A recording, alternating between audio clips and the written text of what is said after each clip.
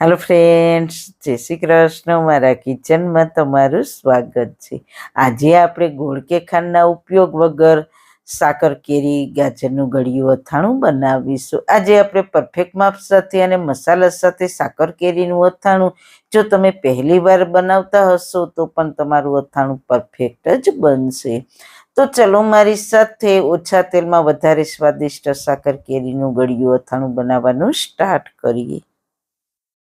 Recipe start કર્યા પહેલાં જો તમને મારી રેસીપી ગમતી હોય ને હજુ સુધી ચેનલને સબસ્ક્રાઈબ ના કરી હોય તો પ્લીઝ સબસ્ક્રાઈબ કરજો અને બાજુમાં આપેલ બેલ આઇકન પ્રેસ કરજો એટલે નવી નવી રેસીપીના નોટિફિકેશન મળતા રહે.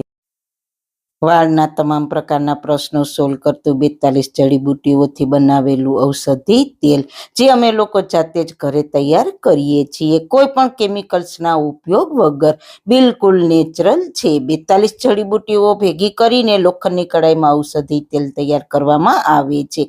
જો તમારે ખરીદવું હોય તો તેના ઓર્ડર અમે લઈએ છીએ. ઓર્ડર કન્ફર્મ કરવા માટે વોટ્સએપ નંબર સ્ક્રીન પર જોઈ શકો છો. જો તમારે આ તેલનો પૂરો વિડીયો જોવો હોય તો તમને આ ચેનલ પર મળી જશે અને ડિસ્ક્રિપ્શન બોક્સમાં લિંક પણ મૂકેલી છે.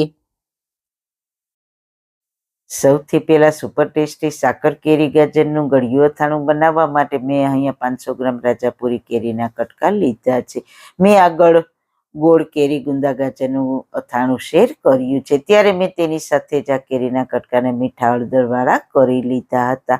તો આ કટકાને મેં મીઠા હળદરમાં 2 દિવસ અને 2 રાત રાખ્યા હતા. પછી તેને લગભગ 10 કલાક તડકે પણ નહીં અને પંખા નીચે પણ નહીં, મીડિયમ પવન આવતો હોય ત્યાં ઘરમાં સુકવ્યા હતા.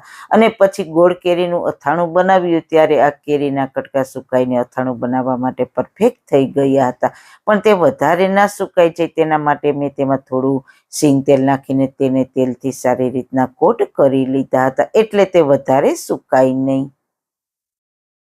કેરીના કટકાને આ રીતે પ્રેસ કરીએ તો મીઠાનું પાણી બિલકુલ ના નીકળવું જોઈએ તેવી સુકાવા દેવાની છે અને એકદમ ડ્રાય પણ ના થવી જોઈએ. એટલા માટે મેં આમાં તેલ નાખી દીધું હતું કારણ કે મેં બંને અથાણાની કેરી એકસાથે મીઠા હળદરમાં નાખીને તૈયાર કરી હતી એટલા માટે. હવે આપણે ફટાફટ સાકર કેરીનો મસાલો બનાવી લઈએ. તો તેના માટે 70 ગ્રામ રાઈના કુરિયાને મિક્સર જારમાં પલ્સ કરીને અધકચરા વાટી લઈએ અને પછી તેને એક મોટા વાસણમાં ગોઠવી દઈએ.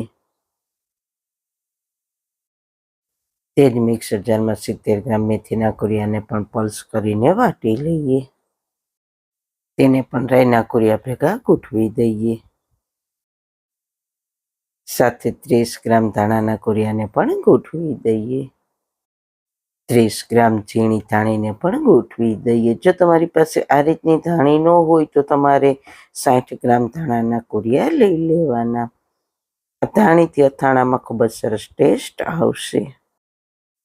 સાથે 2 મોટી ચમચી વરિયાળી. અથાણામાં વરિયાળી અને ધાણીનો ટેસ્ટ ખૂબ જ સરસ આવે છે એટલે જરૂર ઉમેરજો. 1 મોટી ચમચી મરીને પણ ગોઠવી દઈએ. છેલ્લે 1 ચમચી હિંગ લઈશું. હવે 200 ગ્રામ જેટલું તેલ ગરમ મૂકીશું. તેલ ગરમ થાય એટલે તેમાં આપણે રાઈના કુરિયા નાખીશું. રાઈના કુરિયા તરત જ ઉપર આવી જાય તો સમજવું કે તેલ બરાબર ગરમ થઈ ગયું છે. હવે ગેસની ફ્લેમ બંધ કરીને તેલને હલકું ઠંડુ થવા દેવાનું. તેલ હલકું ઠંડુ થઈ ગયું છે તો તેમાંથી 1/4 કપ તેલને મસાલામાં નાખીને તરત જ ઉપરથી પ્લેટને ઢાંકી દઈએ એટલે બધા જ મસાલાની સુગંધ એકબીજામાં બેસી જાય. 1 મિનિટ પછી પ્લેટને ખોલીને મસાલાને સારી રીતના મિક્સ કરી દઈએ. હવે બીજા મસાલા ઉમેરીશું. તો 1/4 ચમચી હળદર પાવડર અને 1/4 ચમચી મીઠું ઉમેરીશું. મીઠું આપણે કેરીમાં ઉમેર્યું છે એટલે વધારે ઉમેરવાની જરૂર નથી. મસાલો ઠંડો થાય પછી તમારે લાલ મરચું પાવડર ઉમેરવાનું, નહીંતર લાલ મરચું પાવડર કાળું થઈ જશે અને મસાલો બધો જ કાળો થઈ જશે, એ વાતનું ખાસ ધ્યાન રાખવાનું. તો 30 ગ્રામ જેટલું લાલ મરચું પાવડર મેં ઉમેર્યું છે. અડધું કાશ્મીરી અને અડધું રેશમ પટ્ટો લાલ મરચું પાવડર મેં લીધું છે. તમે તમારા તીખાશના ટેસ્ટ પ્રમાણે ઉમેરી શકો છો. બધા જ મસાલાને સારી રીતના મિક્સ કરી દઈએ. આપણો મસાલો સારી રીતના મિક્સ થઈને અથાણાનો પરફેક્ટ મસાલો તૈયાર છે. બજારમાં મળતા તૈયાર મસાલા કરતાં ઘરે બનાવેલો મસાલો ચોખ્ખો, સસ્તો અને ટેસ્ટી બને છે. હવે આ મસાલામાં આપણે 500 ગ્રામ કેરીના કટકાને ઉમેરી દઈએ. સાથે આપણે થોડું ગાજરનું છીણ ઉમેરીશું. આ ગાજરનું છીણ શિયાળામાં જ્યારે માર્કેટમાં ખૂબ જ પ્રમાણમાં ગાજર આવે છે ત્યારે મેં તેને ખાંડમાં 2 દિવસ અને 2 રાત રાખીને તેને સૂકવીને સ્ટોર કરીને રાખ્યું હતું. ખાંડમાં છીણ કરવાથી તે એકદમ સરસ કલર આવે છે અને સોફ્ટ બને છે. અને અથાણામાં નાખવા ટાઈમે તેને ખાટા પાણીમાં પલાળવાની પણ જરૂર નથી પડતી. તો આ રીતે જરૂર ટ્રાય કરજો. તેની રીત મેં આગળ મારી ચેનલ પર શેર કરેલી છે અને તેની લિંક ડિસ્ક્રિપ્શન બોક્સમાં મૂકેલી છે. હવે મેં 500 ગ્રામ કેરીની સામે 500 ગ્રામ સાકરને દળીને તૈયાર કરી લીધી છે, તે નાખીશું. સારી રીતના મિક્સ કરી દઈએ. ઘણાને ગોળ કેરીનું અથાણું ખાવાથી એસિડિટી થતી હોય છે. તો જો તમે સાકરમાં અથાણું બનાવશો તો સાકર તાસીરની ઠંડી હોય છે અને કેમિકલ વગરની તૈયાર થાય છે.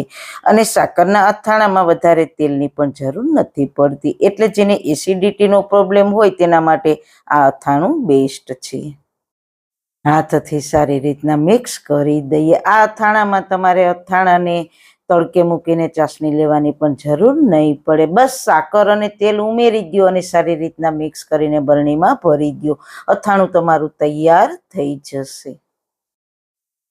હવે આપણે તેલ ગરમ કરીને રાખ્યું હતું તે મસાલામાં નાખીને સારી રીતના મિક્સ કરી દઈએ.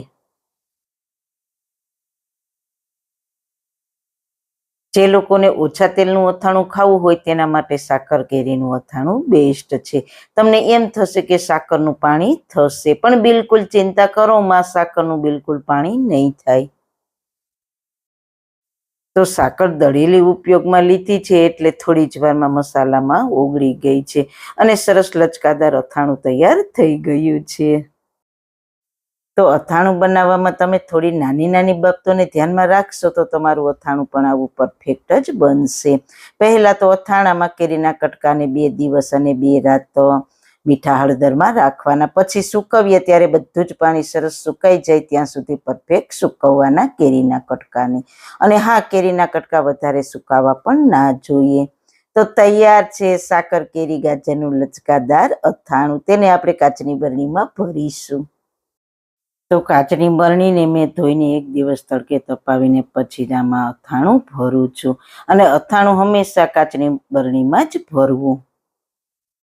તો જોતા જ ખાવાનું મન થઈ જાય તેવું બન્યું છે ને, એકદમ સરસ કલરફુલ અને ટેસ્ટમાં પણ એટલું જ છે. આને તમે રોટલી, રોટલા, ભાખરી, થેપલા સાથે સર્વ કરશો તો ખૂબ જ ભાવશે. મેં પહેલાં પણ ઘણા અથાણાની રેસીપી મારી ચેનલ પર શેર કરેલી છે. બરણી ભરાઈ જાય એટલે કિનારીએ તેને ટીશ્યુ પેપરથી સાફ કરીને તેને ઢાંકણ ટાઈટ બંધ કરી દઈશું. આને તમે આજથી જ ખાવામાં ઉપયોગમાં લઈ શકશો. તો તમને આ મારા અથાણાની રેસીપી કેવી લાગી? જો સારી લાગી હોય તો તમારા ફ્રેન્ડ્સ, ફેમિલીમાં શેર કરજો અને મારી ચેનલને સબસ્ક્રાઈબ કરજો. ફરી મળીશું એક નવી જ રેસીપી સાથે. ત્યાં સુધી બધાને મારા જય શ્રી કૃષ્ણ.